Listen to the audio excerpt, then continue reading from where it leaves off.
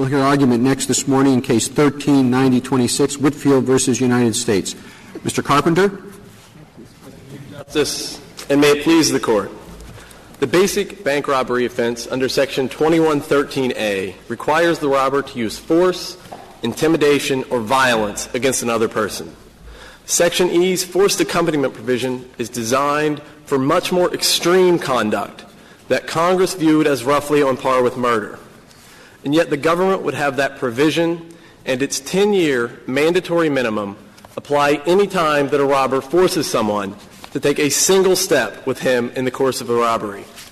That single-step rule isn't justified by the text of the statute, and it isn't necessary to ensure just punishment for bank robbers. In this case, why isn't it justified by the text?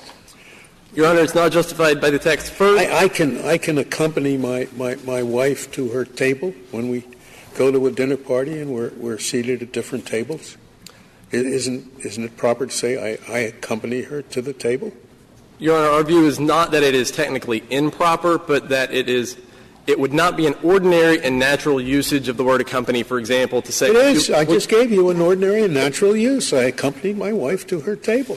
Our view is that it is not an ordinary usage to say, will you accompany, for example, from this side of the lectern to this side, which is the amount of movement the government believes is covered. Or, for example, to say, will you accompany me, Justice Scalia, from your chair to yours. You think there's a spatial component to...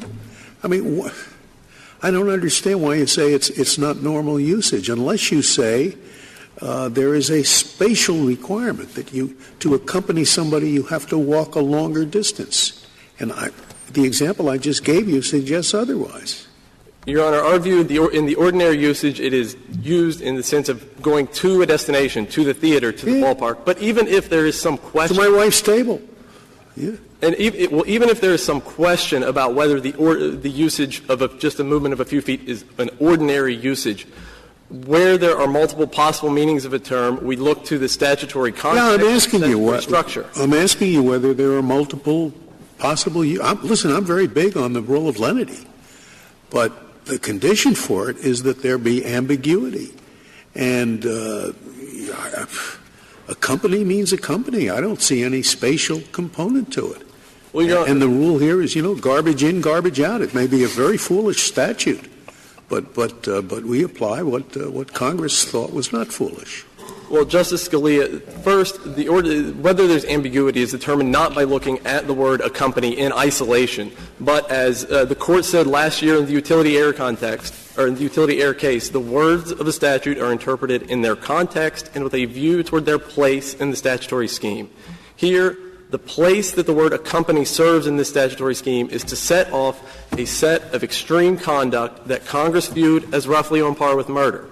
Its association in Section E with the killing offense tells us under the Noscator principle that Congress viewed a forced accompaniment as akin to murder. 20 steps is horrible enough for Congress to have believed it's enough of an accompaniment? What? Half a mile? What? Well, Your Honor, we don't believe there's going to be a bright-line rule based on the number of steps. I don't insist on a bright-line rule. I insist on some rule. What is your rule? Does it have to be outside the building? Does the bank robber have to take the person as a hostage outside the building? We think the best way to effectuate the structure of the scheme is to have a finding of substantiality. And we would instruct a jury or a fact finder under a Rule 29 motion, first and foremost, to say that a substantial movement is something more than a de minimis or a trivial movement. If the district court or this court wants to go further than that, we believe that the jury... That's a very different rule than in your brief. I could buy a de minimis rule, but I don't know where you get the word substantial. Your Honor, we believe that substantial is implied in the structure, again, looking at first... Let's say we disagree. Where would you find de minimis? If you disagree with that, then I think you could just apply a de minimis principle and say that movement of just a few feet within a person's own home is... How much is a few feet? Well, in this case, it's about 4 to 9 feet, which is approximately from where you're sitting, Justice Sotomayor, to where you're sitting, Justice Scalia. That is approximately... I thought the record was different. I thought the record was 14 to 20? It's not. The government in its brief asserts that it is 20 feet from the front door of the house. I'm sorry, 8, no. I was right. Go ahead. If you look at the government asserts that it was 20 feet from the front door all the way back to the room, but first, the record also suggests that she was met Mr. Whitfield when she was coming out of the hallway. So the movement wasn't the 20 feet from the front door. It was from the threshold of the hallway into the computer room. Is it contextual? In other words, is 20 feet in her home different from 20 feet in the bank? Yes. Well, I think 20 feet all within a single building is almost never going to qualify, because that cannot be so significantly different from the conduct that is covered by an ordinary A offense that Congress would have viewed it as extreme enough to justify a 10-year mandatory minimum penalty. The reason I ask is that it strikes me that it makes a difference if it's in part of the robbery itself. I mean, it seems to me to tell the teller to go to the vault or something. That's what happens in a bank robbery. If, on the other hand, the defendant takes the teller from the bank to the car, and then, they block the car, that strikes me as something different, even though the distance might be the same. Well, you're right, and we agree with you on that it is a contextual inquiry. So taking the person out of the bank and into the car is very likely going to qualify. Except that the statute says both in the course of or in fleeing from. So it obviously envisions an accompaniment in the course of the bank robbery, doesn't it? I believe the answer is yes, right? Well, that language, in our view, would be satisfied by the hypothetical, or by not a hypothetical, by an actual case that we see in Wilson, which, for example, which is cited in the government's brief, where the bank robber goes to a bank employee's home, forces them to come with him from their home to the bank to facilitate the robbery. That's absolutely an accompaniment in the commission of the offense. I don't think anything in the statute suggests that there must be some category of accompaniment within the walls of the bank. If the test is that there must be something that's substantial, how would you instruct the jury? We would instruct the jury first to say it must be more than de minimis or trivial movement. You could go further than that and ask the jury to consider factors such as the amount of distance that was covered, whether the person was moved into or out of a bank or another building, and whether they were ultimately transported to a different place or location than where they were found. But your first, when you just said it's not de minimis, is that your primary argument? You just want a non-de minimis rule?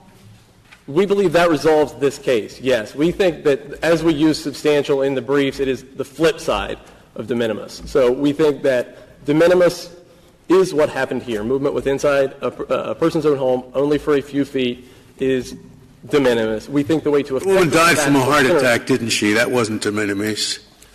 No.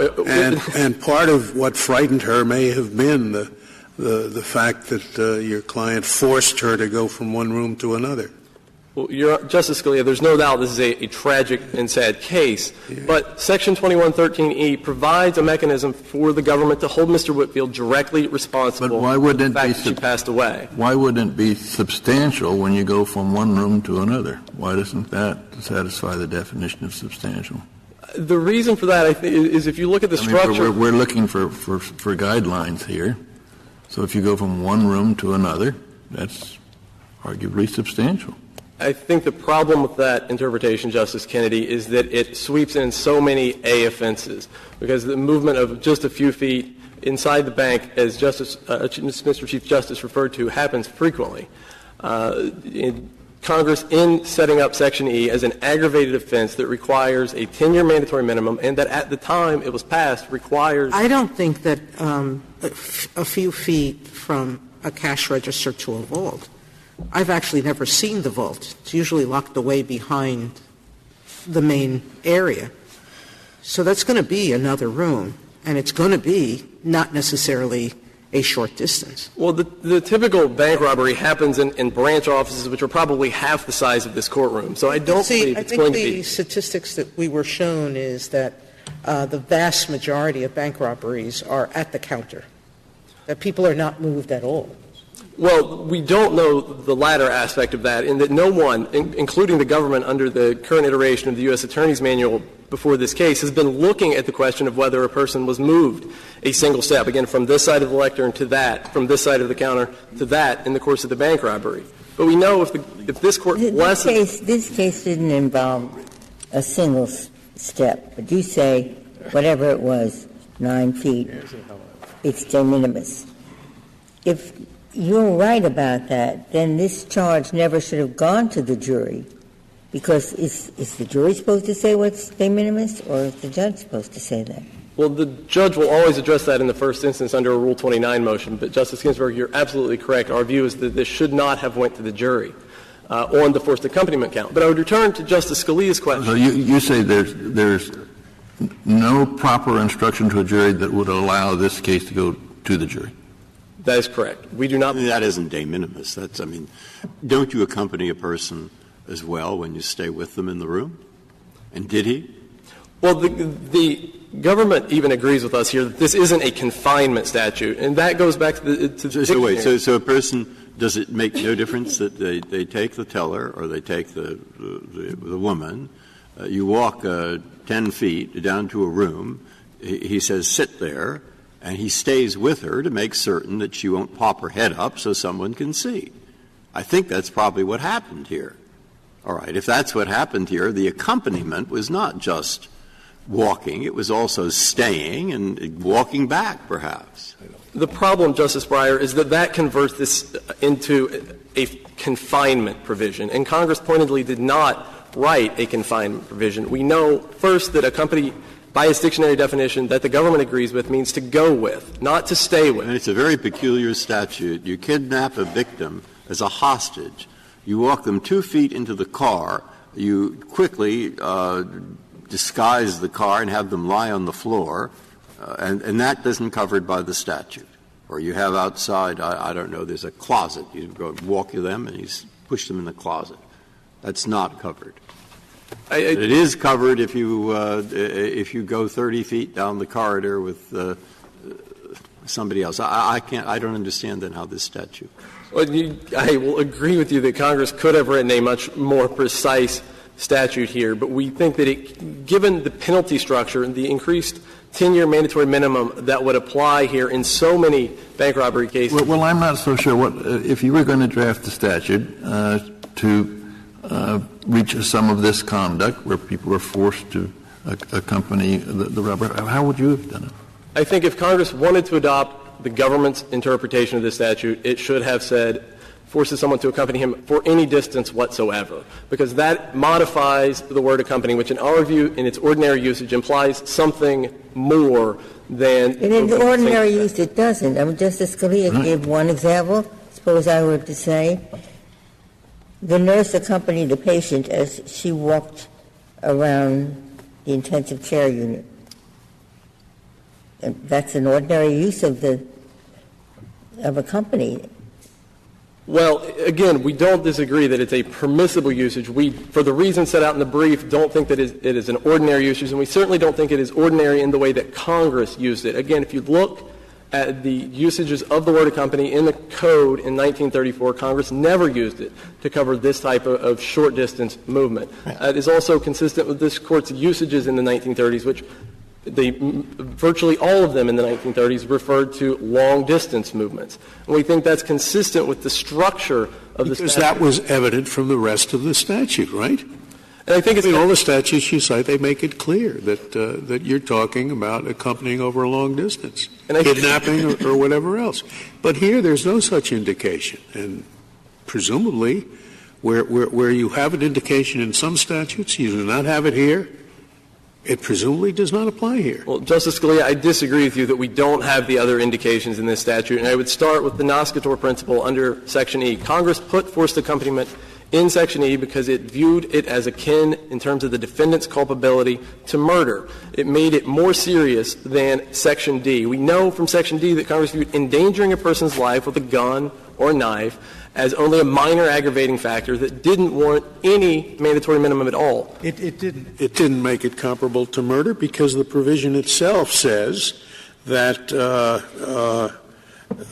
the accompaniment shall be a person accompanying shall be in prison not less than 10 years, or if death results, shall be punished by death or life imprisonment. So you're talking 10 years. Well, the Death results language was added in 1994 as a conforming amendment to bring the statute in line with this Court's jurisprudence. If you look at our brief at pages 25 and 26, we have the original text of the statute.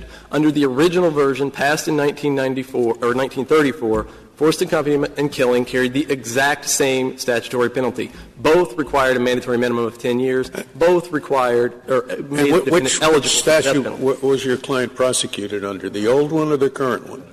Well, certainly under the current one, but the context is still the same in the relationship with the killing offense. And I would go back to your earlier question, Justice Scalia. This statute, through the killing offense, gives the government the tools it needs to hold Mr. Whitfield directly responsible for the fact that Mrs. Parnell died. Mrs. Whitfield was indicted for a killing offense. Over our objection, the district court interpreted that provision as a felony murder provision that did not require any intent above and beyond the intent necessary for the bank robbery itself. And based on the evidence, the jury rejected that count and held him not responsible for her death. It makes little sense to stretch the meaning of a forced accompaniment so broadly that it allows the government to hold him indirectly responsible for her death when the jury, who we rely on to make these kinds of determinations in our system. I'm sorry, I would like to stop you for a minute because I thought that the killing was one thing, but it wasn't. Didn't the judge say you didn't ask for what was it? Death results. Death results, right. Justice Ginsburg, you're correct that the Fourth Circuit threw out the death results finding because it had not been charged in the initial indictment. But you're also correct that killing is a separate offense. As interpreted by the Fourth Circuit, at least, this jury, the issue of causing the death, that wasn't charged, and the defendant was not acquitted of that. But that's a separate offense. As interpreted by the Fourth Circuit, there are three offenses under Section E: killing, forced accompaniment, and the third is forced accompaniment resulting in death. The third is the one that wasn't charged and was thrown out. Even under it, we still have the antecedent question of whether there's a forced accompaniment in the first place. But he was properly indicted on the killing offense. It was interpreted by the district court as a felony murder provision. And based on the evidence, the jury held that Mr. Whitfield was not responsible for killing Mrs. Parnell. If the test is more than de minimis, what does the judge tell the jury if the jury says, we don't understand what de minimis means? I think de minimis is often in other jury instructions defined as trivial or insignificant. And we would what does that mean? What does that mean in relationship to the distance that must be involved? Well, in our view, this is the easy case in that it's only a few feet and it's entirely within a person's own home.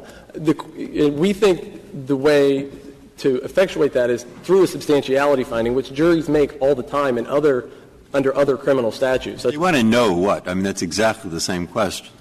Look, substantial, you tell the jury substantial, they have no idea in this context. I mean, I wouldn't. I would have thought, moving a person, I don't see what it has to do whether it's her home or somebody else's home. And I don't see what that has to do with it. And a few feet does sound substantial to me. I know nothing about it, you see. So is there anything else you want to say in response to what Justice Alito said? Because think of my problem. It's not your client. That is a problem, but that's not the main problem. The main problem is to write a standard so people can understand it. And what do you want the words of that standard to say? Justice Breyer, I would go back to the jury instruction that I set out earlier. We believe the jury could be charged that in determining whether the movement is substantial or whether the movement is more than de minimis, it can consider the amount of distance that was traveled, whether the person was taken into or out of a home or another building, and whether they were ultimately transported to a different place or different location. The problem is that the jury would not know, and a court would not know what you are looking at, what ultimately you're concerned about. You have a number of factors. I assume the point of this statute is to impose a severe penalty in cases in which Congress thought there would be great emotional distress for the person who's forced to accompany that person. Now, that could depend on lots of things, not just the distance traveled. So applying a purely spatial test to that just doesn't make any sense. So you can't say, is it substantial in relation to the thing that this statute is getting at? That's what I have a problem with. Well, I think in part you're overreading what Congress was trying to do here by suggesting that if the person was put in particular fear or danger or trauma, that would justify an E-charge.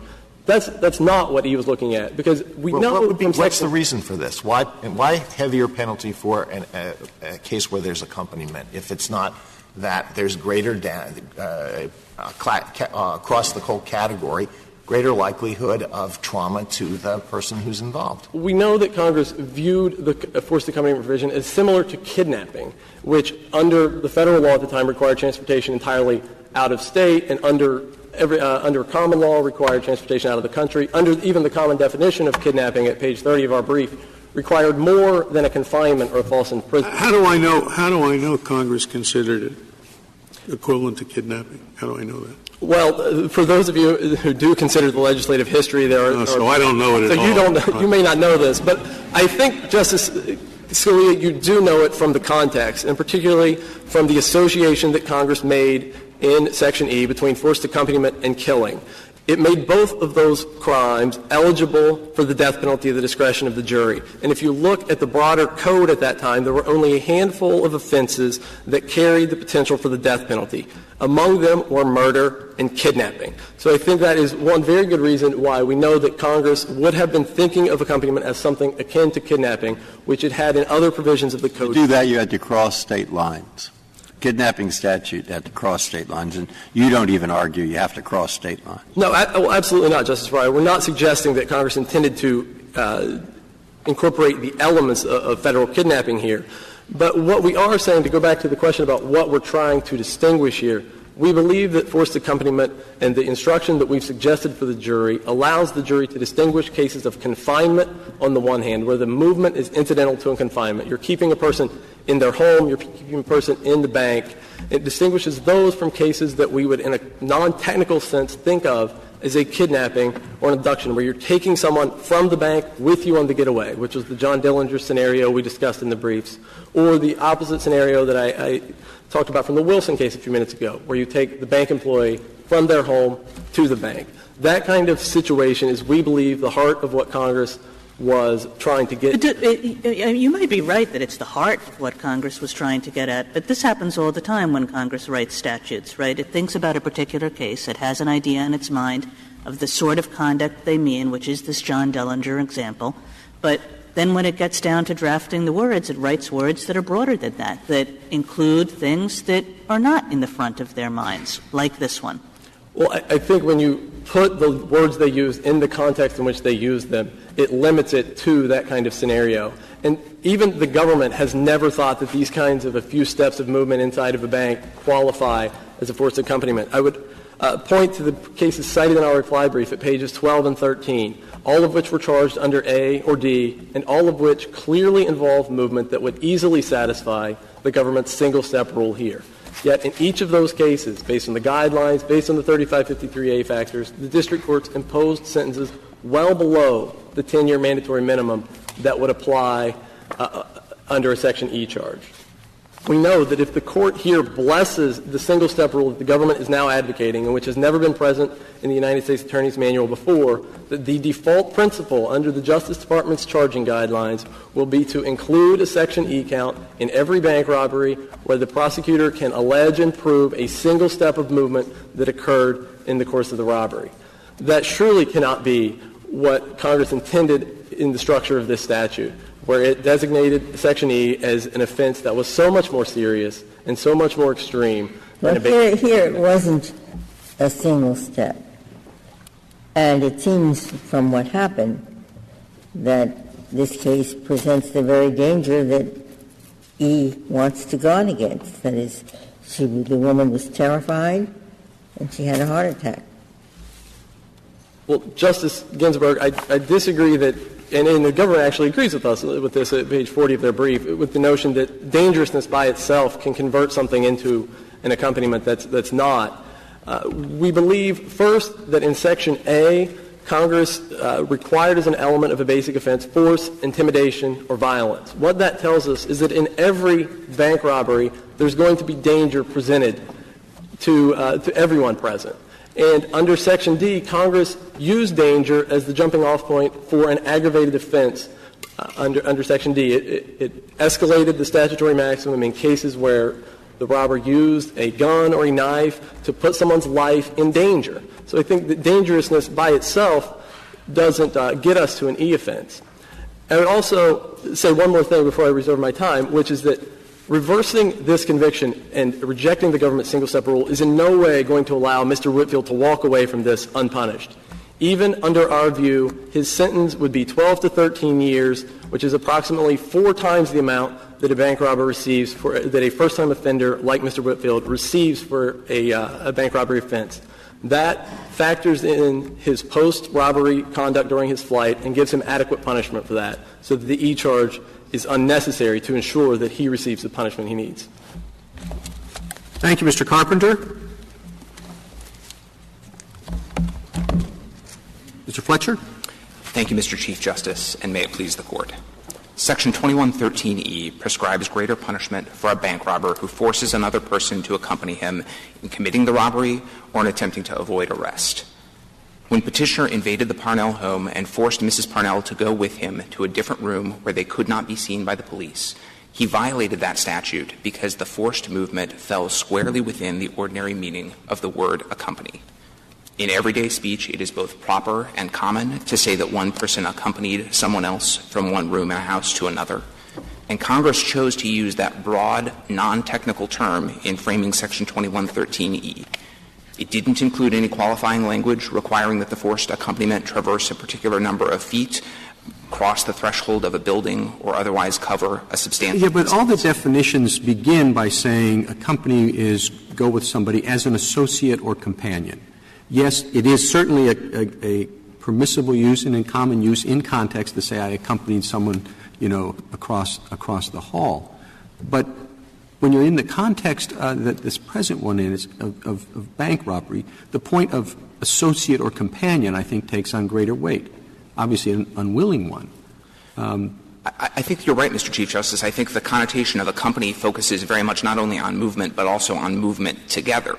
But as you say, it doesn't have to be a friendly association or a voluntary association. I think this Court's opinion in Oregon v. Elstad, which involved essentially the reverse of the movement in this case, the police encountered a suspect in the bedroom in his house and directed him to get dressed and accompany them, this Court wrote, to the living room to answer questions. I assume they hadn't met before. I assume that the association wasn't a sort of long-standing one or a voluntary one, but it's still natural in those circumstances to describe two people moving from one room to another with the term accompany. All right. You take 2 bank robberies. One, the robber comes in, waves a gun, pistol whips 5 people, grabs the money and leaves, okay? In another, the bank robber comes in, just gets the bag of money, says, you walk over here 2 feet with me so we can get the bag of money, and leaves. The first one, you could get probation. I mean, not going to, but there's no minimum sentence. And the second one, you get at least 10 years. That doesn't make any sense. Well, I think it does make sense because I think Congress understood, and I think in practice we would see that the first bank robber in your first hypothetical is not going to get probation. He's going to get a very, very substantial sentence. And we know that Congress contemplated. But they didn't care exactly what the minimum was, right? Even before the sentencing guidelines, which would obviously have a higher sentence, they didn't care if it was 1 year because of extenuating circumstances, whatever. But they said, forcing someone to accompany you is so much more serious that you get at least 10 years. And I think that they had good reason to do that, but I also just want to highlight that the 10-year mandatory minimum that they set for the forced accompaniment offense is right in the middle of the range for a completely unaggravated, unarmed bank robbery in violation of Section 21. Range the statutory range of 0 probation to 20 years. The statutory maximum is 20 years, and Congress set them for a non-aggravated bank robbery. For an armed bank robbery under 2113D, the statutory maximum is 25 years. And so when Congress established a mandatory minimum penalty for Section 2113E at 10 years, absolutely it did that because it regarded 2113E violations as culpable conduct that merited enhanced punishment and deterrence, but it also made clear that it understood that there were going to be unaggravated bank robberies and armed bank robberies that warranted greater punishment than forced accompaniments, and it left room for sentencing judges and now under the guidelines for sentences to be framed in a way that took account of the type of aggravating circumstances like pistol whipping the victim and threats and things of the nature that you described that don't trigger a statutory enhancement, but that obviously sentencing judges would consider. Do you think there's the problem is there's a set of cases where you can think it's serious and a set of cases where you just think it isn't. The bank robbery, they're more in the bank are the ones that concern me that it isn't. The bank robbers are in the bank. There are a couple of other customers walk in, and one of them says, will you please walk over here with me for a second? Okay? They walk 2 feet to get him out of the way. It doesn't sound as if that's a lot worse than pistol whipping somebody. And you can multiply those cases. And what is worrying me about it is, since it's a mandatory minimum, the prosecutors have choice about whether to indict or not on that ground.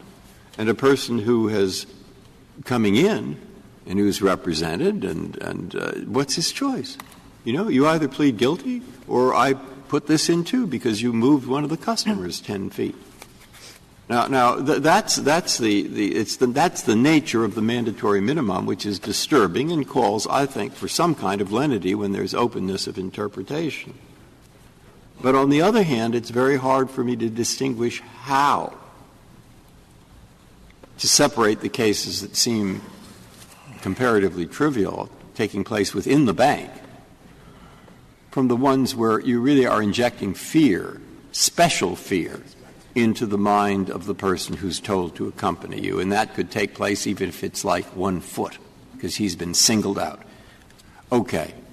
Is there any way to do it? Is there any way that you could reassure me that in these lesser cases this will not be used as an instrument towards a guilty plea or an instrument where these minor things that he's been talking about nonstop, your brother over here, that they'll certainly turn out to be charged routinely? Yes, absolutely. I think I'd like to say a number of things, and I think the first one goes to the charging question that you asked and that my friend referred to. He pointed to the 4 cases that he cites at pages 12 and 13 of his reply brief as examples that would fall under our definition of forced accompaniment, but that weren't charged as such in this case.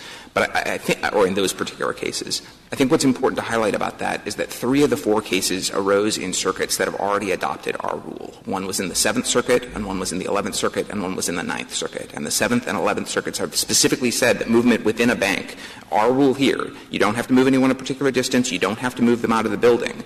And so the fact that they weren't charged in that case reflects an exercise of the government's charging discretion, not the fact that the rule that we're asking you to adopt today But that's had what been you're influenced going by to those leave circuits. it to, Mr. Fletcher. It's just going to be prosecutorial good judgment that's going to separate the case that's like, could you come with me a couple of feet? Well, I think that's part of it, and I do think it's important to highlight that the charging guidance that my friend points to does permit the exercise of prosecutorial discretion to determine. Right. I guess I'm asking you, is there anything else? I mean, would you think that there should not be a de minimis exception at all? Well, I guess I don't understand my friend to be really asking for a de minimis exception. I'm asking about a de minimis exception.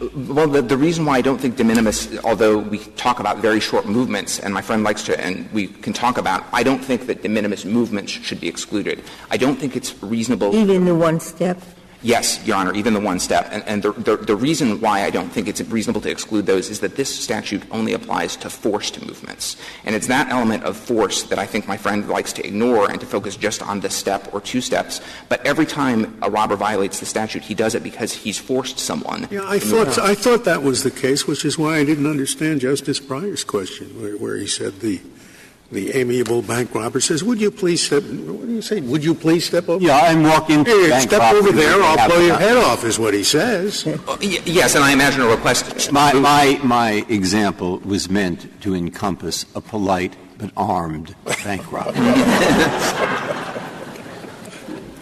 But the point is the idea of someone whose bank is being robbed not being forcibly compelled to accompany someone is fanciful.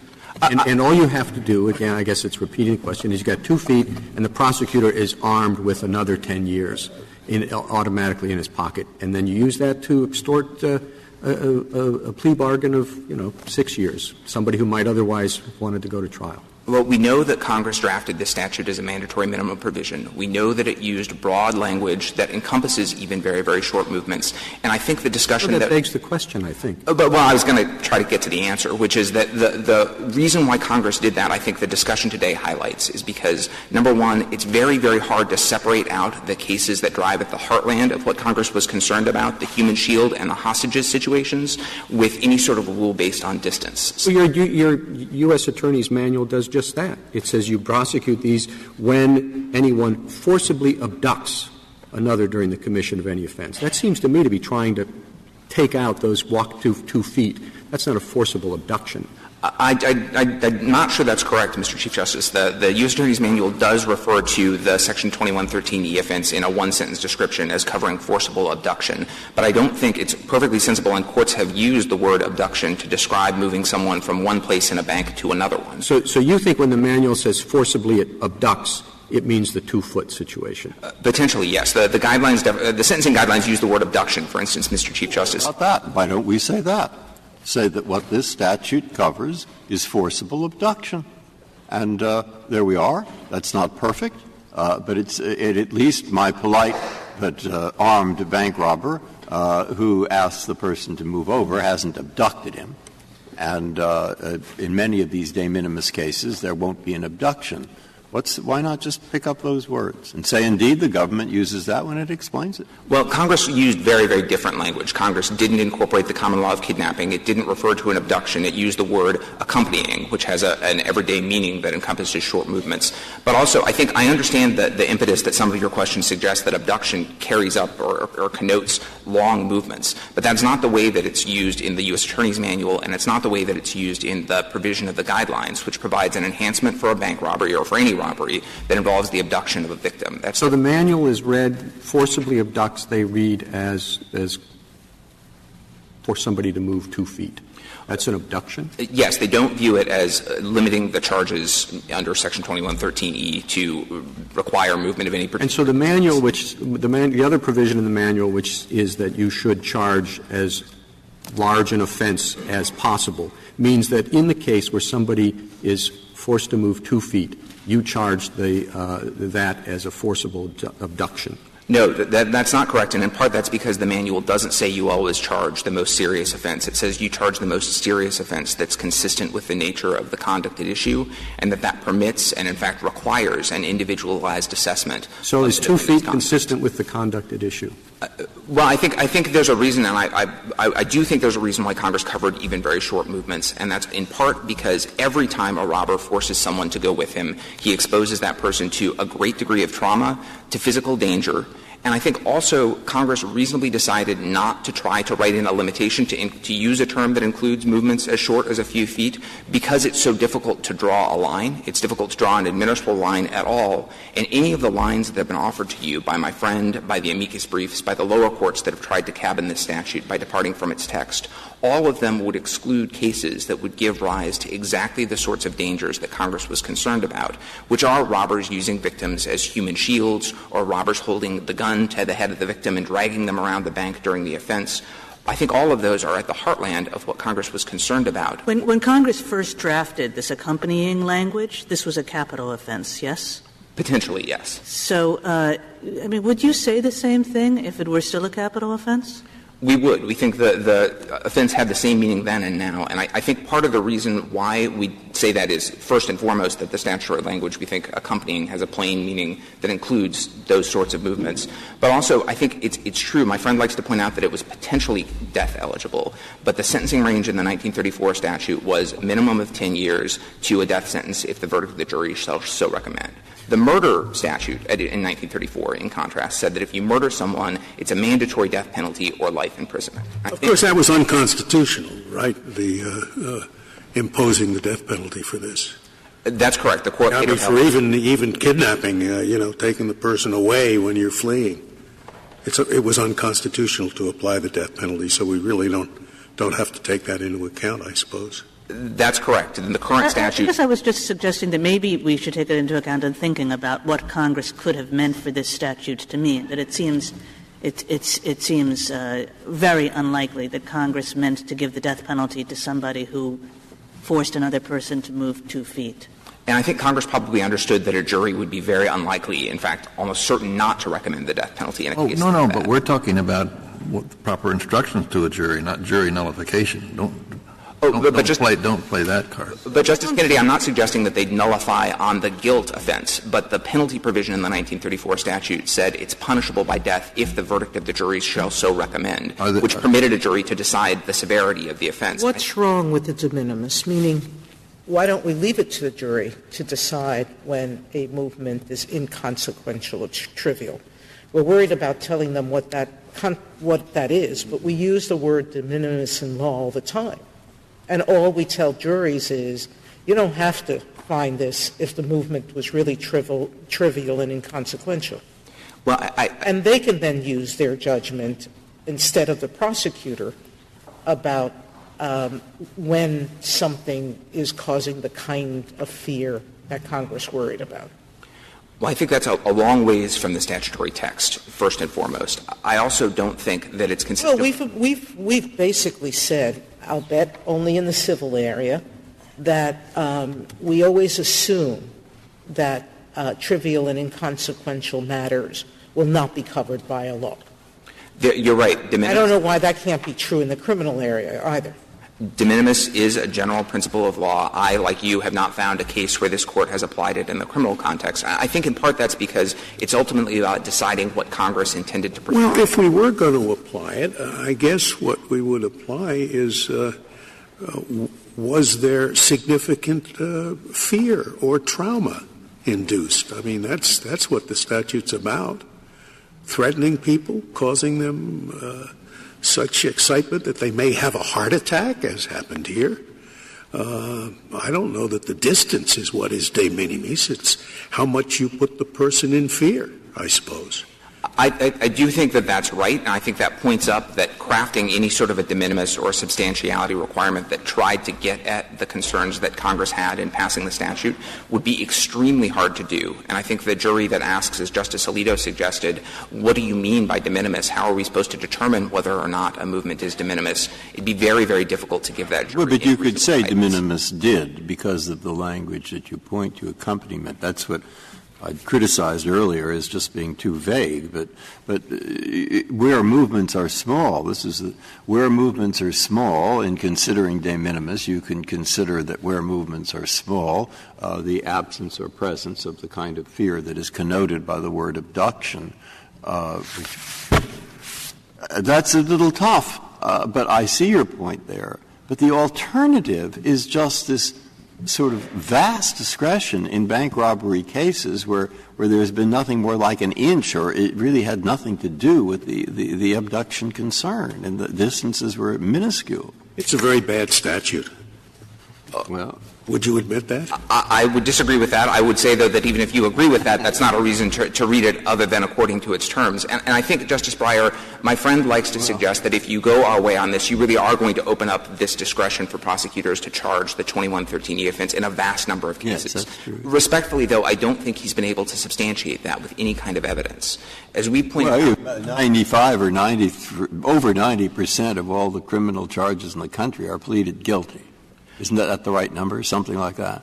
And certainly you do read lots of criticisms of people pleading guilty because they're afraid that in the absence of the guilty plea, the sentence will go way up. I don't know how true that is. I haven't seen the studies, but I'm certainly familiar with literature that says that. I understand the concern, but it arises only to the extent that forced accompaniments of short distances are common in bank robberies. No, that is exactly where the prosecutor needs another ace in his hand. In other words, if he's waving a gun, if he's assaulting the people, if he's shooting them, fine, he's got enough leverage. But when he hasn't done any of that, and all he's done is ask the teller or whoever to accompany him the teller to accompany him for a few feet. That's where the prosecutor says, it's a good thing I've got these 10 years, or otherwise he might go to trial. I don't think that's correct, Mr. Chief Justice. I think our rule has been the law in a number of circuits, at least 4 of them, in the 11th Circuit since the Bauer decision in 1992, and yet you don't see, and Petitioner certainly hasn't pointed to, a pattern of prosecutorial abuse in those circuits. Instead, what you see is the Section 2113E offense being charged in unusual How would you see the evidence of prosecutorial abuse? When you have these cases, he says, I'm going to charge you with the 10-year minimum. The guy says, my gosh, I can't risk that. I'm going to plead guilty to 6 years or 7 years. I don't see how that pattern could show up in any kind of statistics. Well, for one thing, I mean, both sides here are looking at the fact patterns in reported cases. There can be it would not be a reported case because he would have pled guilty. But even guilty pleas can give rise to reported cases that describe the facts of the offense if there's an appeal relating to sentencing, as there often is. And we just don't see the government bringing this charge, in part because most bank robberies do not involve forced movement. The classic bank robbery. When they plead guilty, don't they have to — I don't remember if this is just limited to the state systems or not. Don't they have to waive their rights to appeal? In some cases, guilty pleas do include waivers of appeal rights. So I understand the point that many guilty pleas wouldn't show up in reported cases. But I think we also provide statistics about the number of guilty pleas would still be sentenced according to the sentencing guidelines. And we provide statistics that say that, and it would show up in the FBI's bank crime statistics. We provide statistics suggesting that the overwhelming majority of bank robberies are limited to the teller area. They don't involve moving someone to the vault.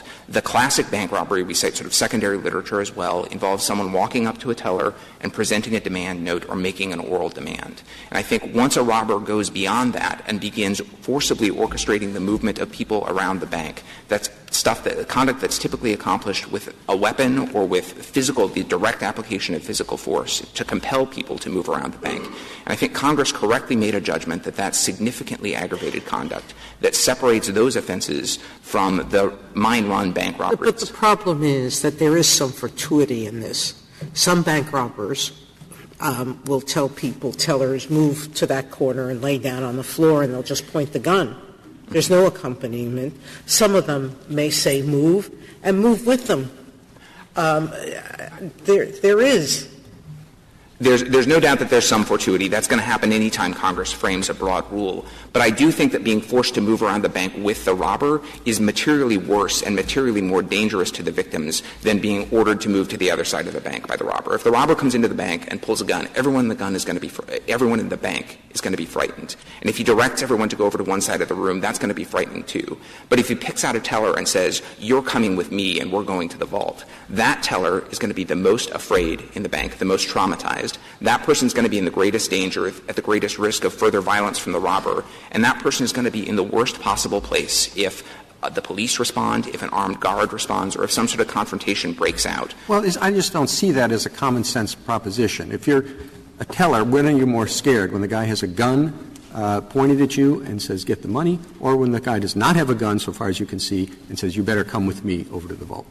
So I think potentially in the case with a gun, but a couple of points on that. One is that the vast majority, as far as I can tell, 2113E forced accompaniment offenses almost always involve weapons. I think the parties cite 6 or 8 lower court cases that have involved the question at issue here. How far do you have to move in order to be a forced accompaniment? In all of them except this one, the person had either a gun or a knife. And I think that makes sense because if you're going to be trying to direct the movement of people within the bank, you're going to do that by means of a gun or a knife.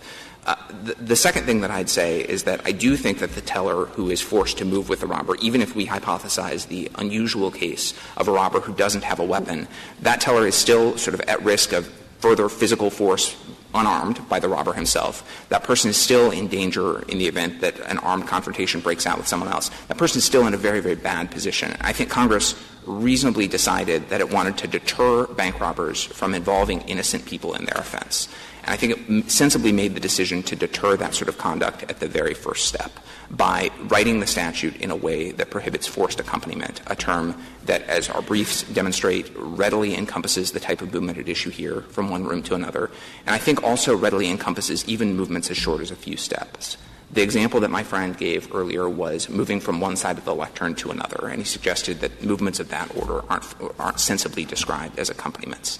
I think, to the contrary, if Mr. Dreeben had joined me when I came to the lectern to present my argument, a few minutes ago, we would very easily say that he accompanied me to the lectern to present the argument. This Court used the word accompany to describe a movement of just a few steps in Washington versus Chrisman, where the issue was a police officer accompanying a college student from the public corridor of the student's dorm into the student's dorm room. And I think by choosing to use that term, Congress made the judgment that forced movements with a robber present enhanced dangers, present greater trauma to the victims, and that it was appropriate to deter and punish that conduct with a broad rule because in every instance where it arises, it presents some dangers, but also because to try to draft any line that excludes some of the types of hypotheticals that the Court has proposed today would be very difficult to do, would produce an arbitrary and hard-to-administer standard, and would inevitably rule out some of the cases that Congress meant to include when it drafted the statute.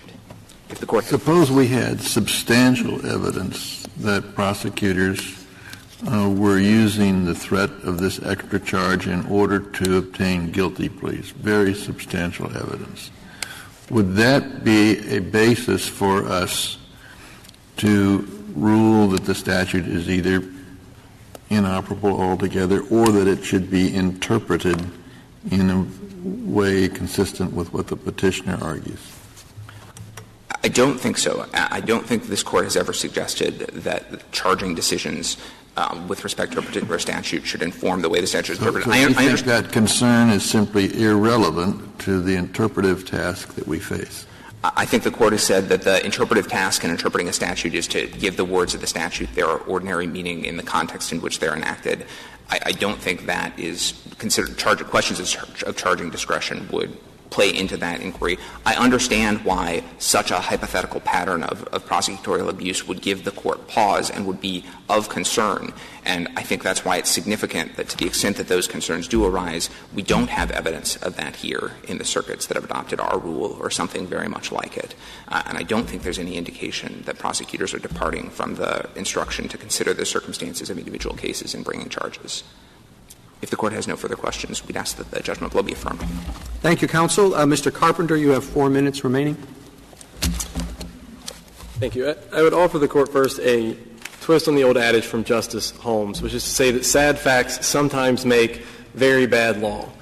The facts of this case are undoubtedly sad, but the broad rule that the government seeks to apply here would cover cases where the facts aren't as sad and aren't tragic at all. I would go to your point, Justice Scalia, about whether we should somehow interpret the statute to cover cases where there's particularly heightened trauma.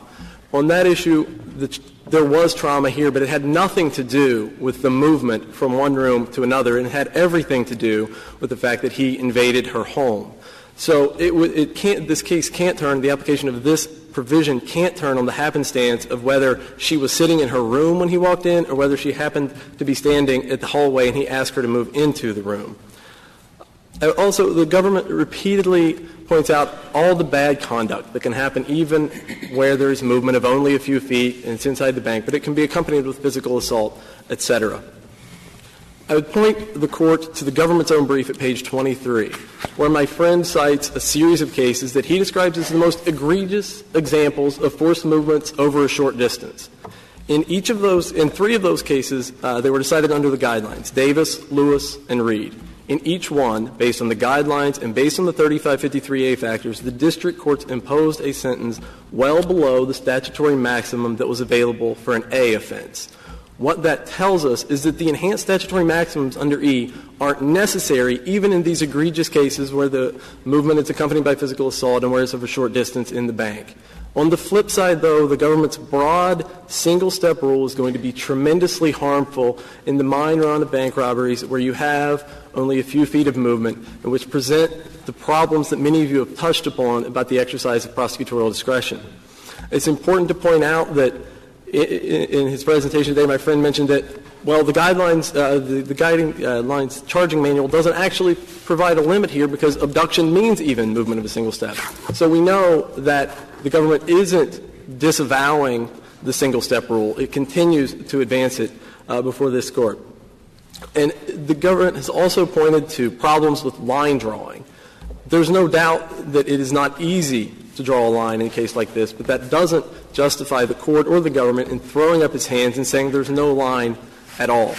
I would say that the rule of lenity should have special force in the context of mandatory minimum provisions like this one, both because of the notice that a criminal defendant should receive that his conduct is so severe that he's going to face a mandatory minimum penalty as severe as this one, and because of the harm to the system that flows from a broadly applicable mandatory minimum that gives the prosecution the ability to threaten these charges in otherwise ordinary bank robbery cases. If there are no further questions, we'd ask the Court to reverse the e-conviction and send this case back for resentencing. Thank you, counsel. The case is submitted.